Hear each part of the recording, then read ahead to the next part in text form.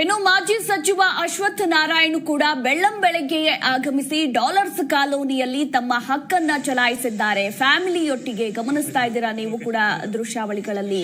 ಬೆಳ್ಳಂಬೆಳಗ್ಗೆನೆ ಬಂದು ಮತವನ್ನ ಮಾಡಿದ್ದಾರೆ ಮಾಜಿ ಸಚಿವ ಅಶ್ವಥ್ ನಾರಾಯಣ್. ಈ ಮೂಲಕ ಯುವ ಮತದಾರರಿಗೆ ಹಾಗೆ ಇನ್ನಿತರೆ ಮತದಾರರಿಗೆ ಸಂದೇಶವನ್ನ ಸಾರಿದ್ದಾರೆ. ಪ್ರತಿಯೊಬ್ಬರು ಕೂಡ ಬಂದು ನಿಮ್ಮ ಹಕ್ಕನ್ನ ಚಲಾಯಿಸಿ ಅಂತ ಹೇಳಿದ್ದಾರೆ.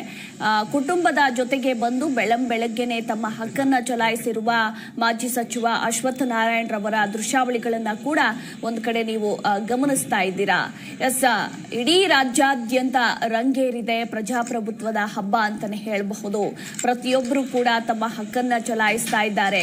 ರಾಜ್ಯದಲ್ಲಿ ಲೋಕಸಭೆ ಚುನಾವಣೆಯ ಮೊದಲ ಹಂತದ ಮತದಾನ ನಡೀತಾ ಇದೆ. ಬೆಳಗ್ಗೆ 7 ಗಂಟೆಗೆ ಶುರುವಾಯಿತು. ಸಂಜೆ 6 ಗಂಟೆಯವರೆಗೂ ಕೂಡ ಈ ವೋಟಿಂಗ್ ಪ್ರಕ್ರಿಯೆ ನಡೆಯಲಿದೆ ಅಂತಾನೆ ಹೇಳಬಹುದು.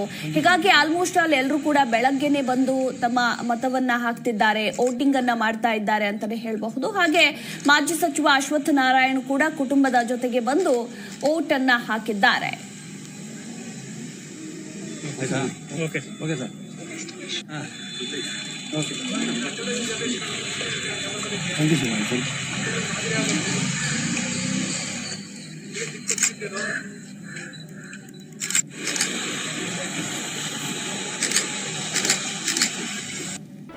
ಜಿ ಕನ್ನಡ ನ್ಯೂಸ್ ಈಗ ನಿಮ್ಮ ಮನೆಯಲ್ಲೇ ನೋಡಿ.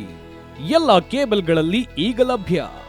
ಸನ್ Direct 292, Jio TV 1334, U digital 162, city cable 51, GTPL 17, Abhishek cables 821, rock line telecommunication 51, Shri Basaveshwara number 60, Vinayaka digital number 53, in digital number 896ರಲ್ಲಿ.